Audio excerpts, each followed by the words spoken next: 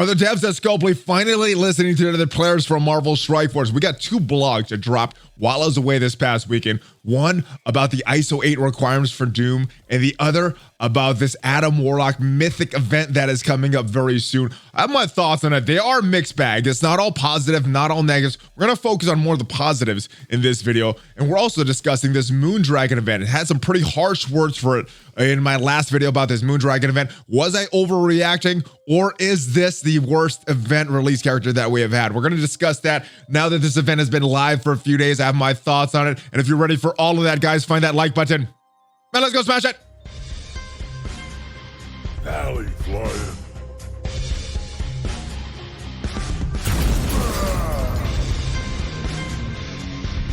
Hello. What is up, Valley Maniacs? I am ValleyFlyin. I hope you had a great weekend. All of you fathers out there, I hope you had a great Father's Day. And I hope you're ready to discuss some of the recent events, these recent blogs that we got in Marvel Strike Force. Some, they're both mixed bags, honestly. There's some positives in this blog post, some negatives. We're gonna focus more on the positives. I don't know, maybe it was my week away from, or my weekend away from Marvel Strike Force, giving me more perspective, but try not to be as negative in this video as I have been, because yeah, things have gotten pretty gloomy in Marvel Strike Force, but hopefully this is a sign of things being turned around by the devs. Obviously, in these blog posts, we did not get everything we wanted. They could have done some different things, and players could have been ecstatic, like, oh, this is awesome. It's not what we got, but we did get some positives, and I wanted to focus on some of the positives in this blog post. So without further ado, boom, let's check out this blog post. Now, this is from June 17th. This was from the day that I left. I was hoping this would drop the day before, so we're going to review it, but we got it on June 17th. The changes for the Doom raids that are coming. We're getting First Strike back. Now, this was something that they could have done very early on. All of this, honestly, all this stuff in here is very good. The timing of this is what I question, though. But let's talk about it. They're bringing First Strike back. So one of the big things that the community had was this negative progress. And for some alliances, they were able to jump right into the new version of the Doom raids, get back up to 30%, 60%. I'm not sure if some of the alliances are back up to 100%, but some alliances were able to do the new iteration of the Doom raids. Some that were doing the First Strike version had to revert all the way back to Ultima 7. And if you were an alliance that had to revert to Ultima 7, this is a good thing for you. If you were not able to even enter this with your alliance, they're coming back now. This is not coming back how we want it. Obviously, what we wanted was to have removed the restrictions from Iso-8 or bring it down to level 3. So there's still some restriction for Iso-8, but it's not as restricted. We're still getting some adjacency with our, or some ability to experiment with our characters and do these different things. We did not get that, but what we did get was the removal of that backwards progress. So getting that First Strike version of the Doom raids back. It's not going to have those blue Iso-8 pieces for our alliances. I'm not sure what the scoring is going to look like for the Silver Surfer milestones, but this is not what we wanted. But this is better. This is better. All the alliances that had to previously drop down to Ultima 7.5, not getting those Iso-8 blue pieces, well, you're not going to get them here anyway, but you're still able to go into the Doom raid, still experiment with your characters, and not have those Iso-8 restrictions.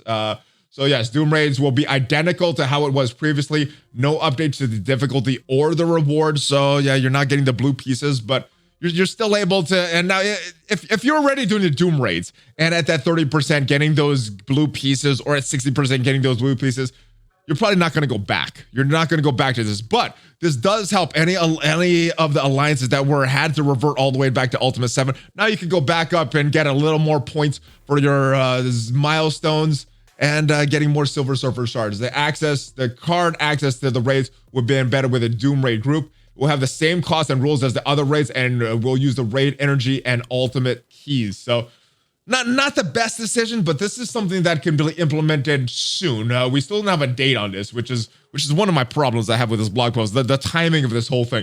This is something that should have been implemented along with a new Doom raid that we got. That way you avoid that backwards progress. This is something that and this is something that didn't have that foresight of what the community would react to. There was some questions in the Valley Club today. Is this kind of they are planning this. They make it all the way really bad, then they bring it back to not so bad. I don't think so. I don't think the devs are thinking that far in advance. They're not playing 4D checkers here, guys. They're not playing 4D chess here, guys.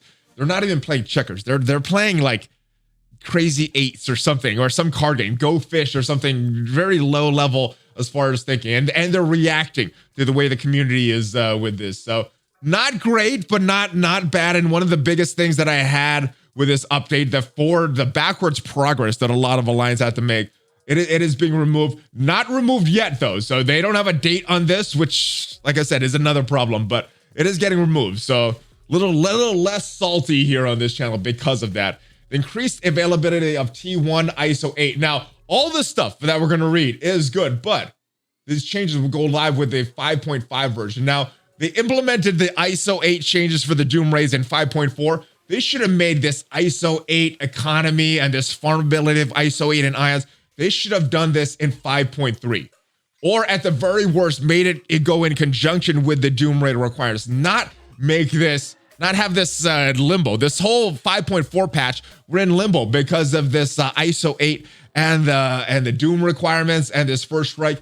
I'm glad they're doing this. This is a good thing. So like I said, I want to focus on the positives. All these changes are good. I just think the timing of this should have been implemented before the Doom Ray changes went live, or at the very worst when they went live, not wait for a patch afterwards. But we are here. The devs, they don't play this game, so they don't know about this stuff. So yeah, so what is happening? We're getting these Iso-8 campaign rewards. All T1 Iso-8 crystal drops will increase 1 time to 2 times. So that's good. That's good. And getting us more crystals. Missions that cost 24 Iso-8 campaign will now drop 2,000 T1 ions instead of 1,000. 240 basic ion Iso-8 orb fragments, which still keeps some of that RNG that Scopely loves, but gives us more agency in our roster, giving us more ions, which was something that was very, very low in the past. Still a little low. And I don't know how much these changes are going to affect everyone, but they look pretty good, at least on paper. Missions that cost 12 Iso-8 campaign energy will drop 1,000 T1 ions instead of 425, so more than double. Again, good. And 440 T1 basic Iso-8 fragments. So again, this is good. This is the best thing, though, in my opinion. Well, not the best thing. The ions is really good. But missions that cost 12 Iso-8 campaign energy will now be able to clear 20 times before the player has to spend the cores, the power cores to refresh it. It was only 10. Currently, it is 10. Unfortunately, these changes are not going to go live until the 5.5 release, which really sucks, but better than nothing. They're listening to players, and they're not listening. They didn't listen to the players before these changes went live. We did know about these changes weeks before these went live, but I'm glad they're finally listening. I guess the outrage from the community did affect their pocketbooks, and that's why they're finally going back on some of these changes.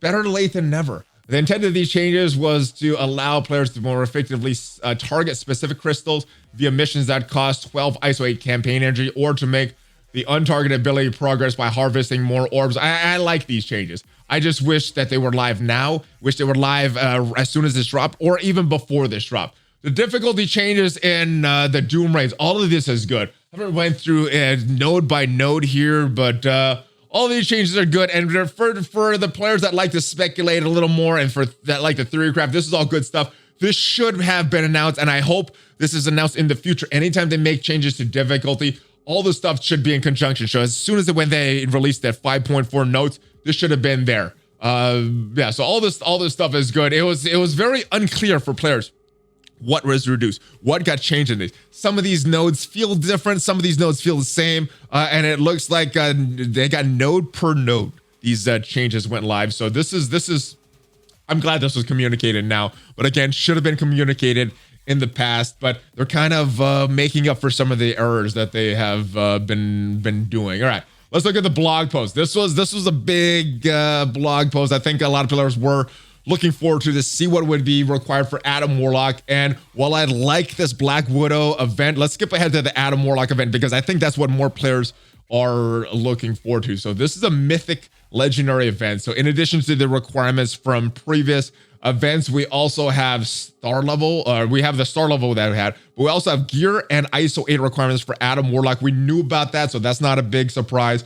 Jubilee and X Factor at 5-star, level 65, gear tier 12, and Iso-8 level 3 for the unlock. It looks like we're getting a bonus tier as well, where you're using the Infinity Watch. You have a full Infinity Watch just for some bonus event, and then at tier 7 is where you're going to have that 6-star unlock. You're going to need 6 stars on all the characters.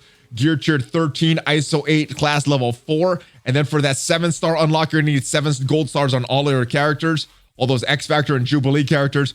Gear tier 14 at ISO class level 5. So that's what's required. This is the big thing that people were wondering. We got the notice of this on Friday. Polaris heading over to Cosmic 1/6. So not a hard farm, not a very early farm, but she's going to land in the shop on June 22nd. So not today, but tomorrow.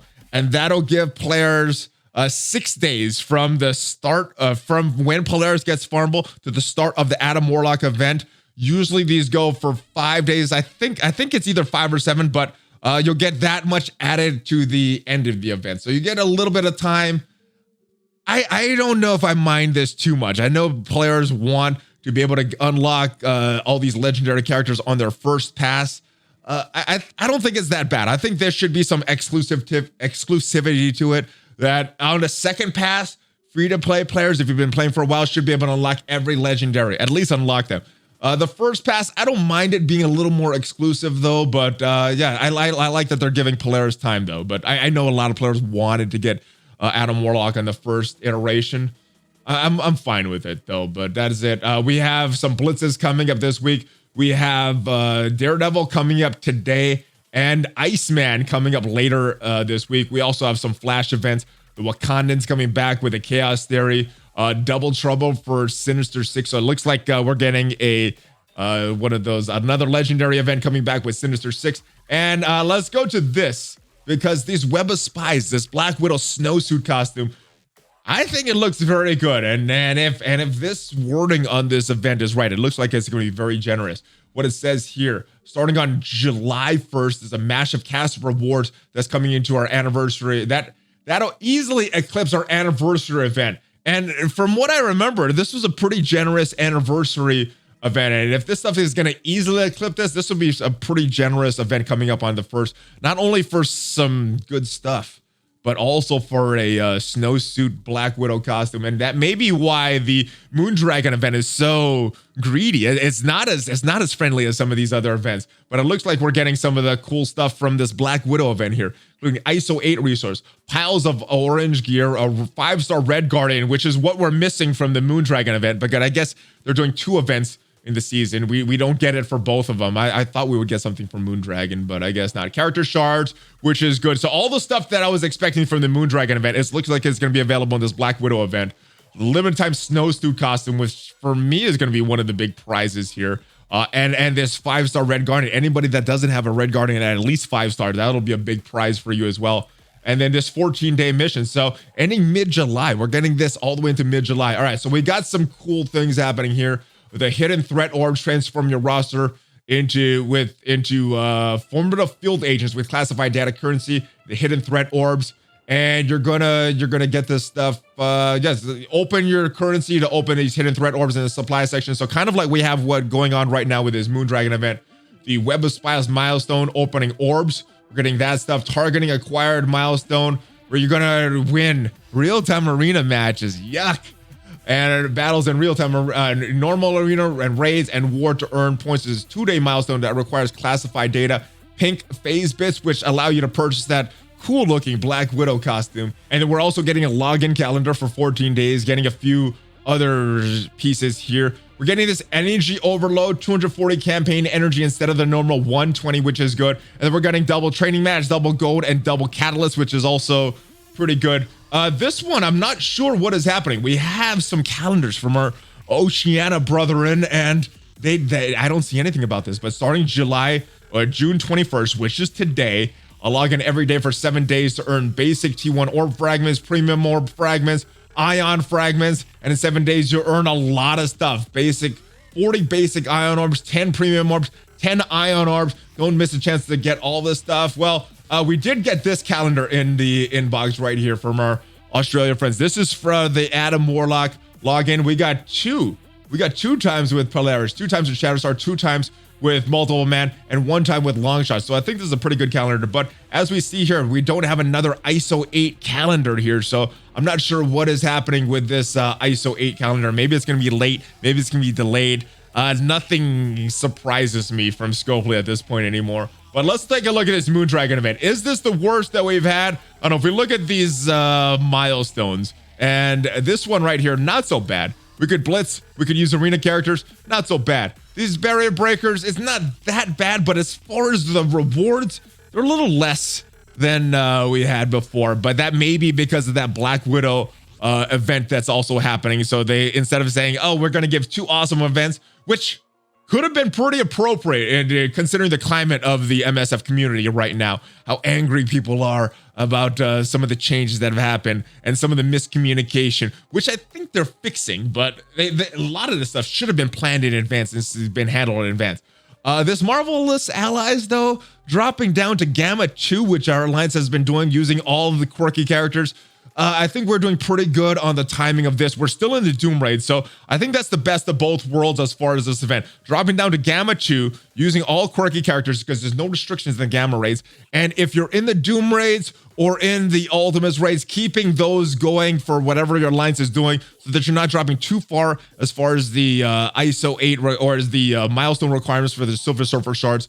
And if you are doing those Doom, you're not missing on the Iso-8 blues that you're getting from those every day. So not the best. I still think it's the worst, but it's not a total bad event overall. This one doesn't seem as bad as I initially thought. But that is it, guys. Those are my thoughts. And again, trying to be positive with this. Like I said, there's a lot of negativity that we can focus on, but there's some good things that Scopely is doing, and I don't want to overshadow those.